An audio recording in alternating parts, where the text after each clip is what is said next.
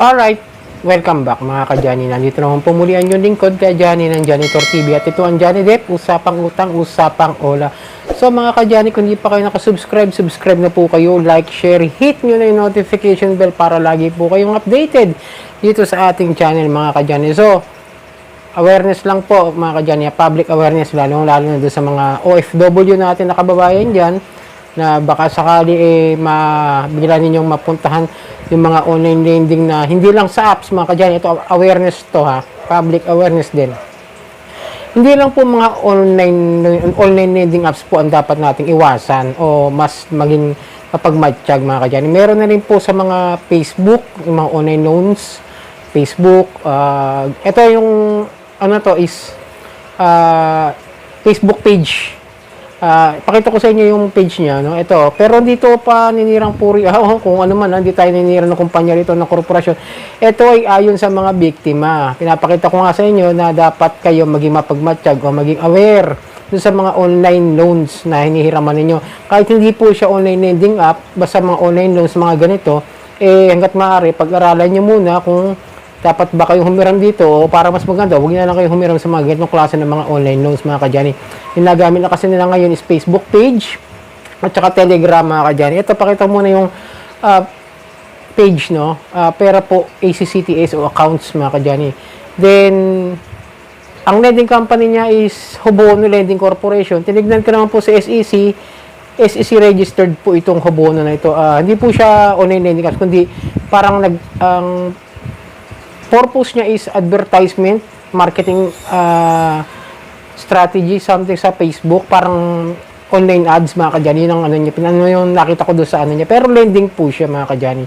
So yun, tingnan natin kung bakit ito naipakita sa inyo to para maging maingat kayo sa pagkuha ng mga pera dyan, sa pag-loan sa mga ganyan mga ka-Johnny. Kaya nga sabi ko sa inyo to, dito sa channel natin, awareness ang ibinibigay ko sa inyo at hindi ko kayo tinuturuan mag-utang-utang sa kung saan na maaari nyong ikapahamak o maaari makasira ng inyong kinabukasan, lalo na sa mga OFW.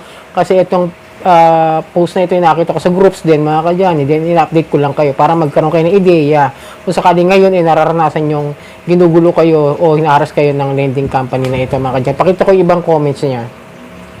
So yun, nag-message sa kanya sa messenger yung agent na to na wala namang picture, dami account.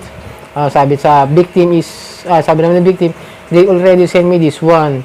In the end of the month I will pay but I cannot full, but I will try. Susubukan daw niya o susubukan niya.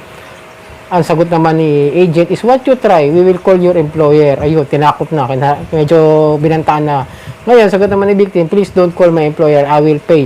I tell you already, searching for money. Naghahanap siya ng pera pambayad. Inglesan sila. Ewan ko kung agent ba nito is ibang lahi nung pera po nung lending agent. We need this month, not December. If no payment on November 25, we will call your employer. Let's see. Tapos sabi naman ni victim, please end of this month. Katapusan na itong buwan na to. And then nag-reply na naman si agent, the longer the delay, the more late charges you incur. Please pay 32,439 by November 30, 12 p.m. Grabe, laki 32,000. And then, ito yung nagkaroon siya ng parang conversation dun sa isang nangutang din dito, mga ka-Johnny. Ipinost lang din niya para magkaroon nga ng awareness dun sa mga humihiram dito. So, ayun, ito yung pinost niya na combo nung kasama niya nakahiram din dito. Salamat sis, lumutang ka. Oo sis, parehas sila. Same lang tayo ng case, stress na ako, pati pamilya ko hinaharas nila. Grabe sis, di lang ako nakapagbayad dahil gipit. Totoo sis, ibang kabayan natin pinagtatanggol pa ang pera po. So yung parang meron pang di natin masabi kung bakit. Ako wala rin akong ideya kasi di man ako nangungutang sa mga ganyan. Dahil nga sabi ko sa inyo, hanggat maaari ka, hanggat kaya kong iwasan ko na lang. Ayoko kasi ng mga dagdag stress sa buhay na katulad niyan. Then, wala na mapadala sa pamilya dahil dyan. Di nila tayo intindihan. Mga sasakyan ko nabenta ng wala sa oras. Yun, no? Tama yung sasakyan siya na ibenta niya ng wala sa oras, mga ka-Johnny. So yun, mga ka-Johnny, din tumingin-tingin din pa ako ng mga ibang maaari ko maging ibigay sa inyo na awareness kung sakali makita niyo page na yan, mag-isip na kayo bago kayo humiram dyan, mga ka-Johnny. So, yun mga kadyani, ito meron. Tama. Bali, meron pang ibang nag-comment, ha. Bali, ito yung sabi ng ibang nag-comment dito about sa lending company na ito. Tama ka po, may deposit. Nag-apply din ako, hiningian ako ng 50k deposit. So, ibig sabihin, nangihingi rin sila para silang yung mga advance payment pero lending company, di ba? Yun yung sasabi ko sa inyo, huwag kayong basta-basta magbibigay ng kahit magkano dahil nangungutang nga kayo. Hindi, nagbigay kayo para lang makakuha kayo ng malaking pera. Hindi ko alam kung saan ba nakukuha yung mindset na, sana intindihin nyo, no? Naghahanap nga kayo ng pera eh, maghahanap kayo ng mahihiraman eh, para kayo yung magbibigay. Parang ang labo nun pa, mga kadyani ha. Tama ka nga, nag-apply din ako sa Telegram, sabi nung nag-uusap pa lang kami, wala daw pera na nailalabas. Tapos biglang sabi ni daw mag-deposit ng 8k sa account nila. O, di buti lang wala akong 8k, dito di ako na-scam. Buti pa si ma'am, wala raw siyang 8k, di niya ibinigay. Then, ang transaction yata nila na nangyari is through Telegram, mga kadyani ha. Buti na wala akong Telegram. Di ko na masyadong iniintindi mga ganyan kasi mas okay na ako sa Facebook tsaka dito sa YouTube tsaka paminsan-minsan sa TikTok, mga kadyani. Sapat na sa akin yan, ayoko na dagdagan yung mga apps na yan ha, kung baka ma-scam din ako. Pero meron din ako WhatsApp pero ginamit ko lang yung pang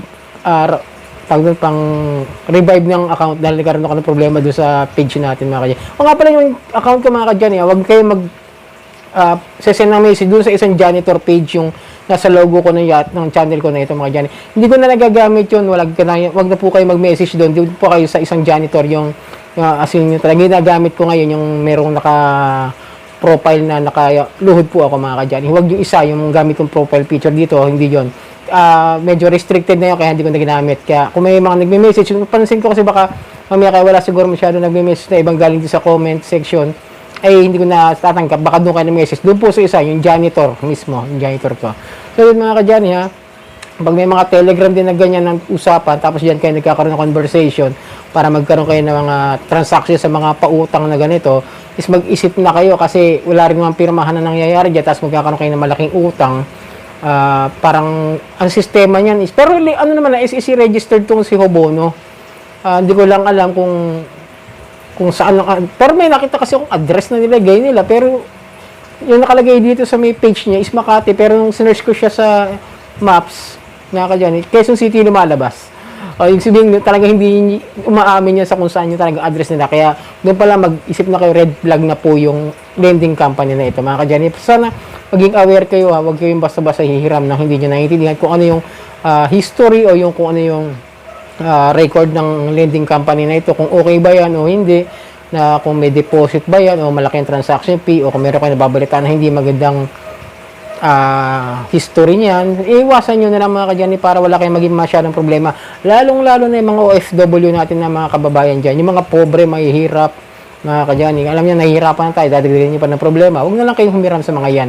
So yan, mga kadyani, in-update ko lang kayo na hindi lang sa mga online lending apps kayo dapat magkaroon ng awareness ha, pati sa mga online lending na nasa Facebook at Telegram, mga kadyani. So yun, ito ang inyong lingkod, kadyani ng Janitor TV, at ito ang Johnny Depp, usapang utang, usapang wala.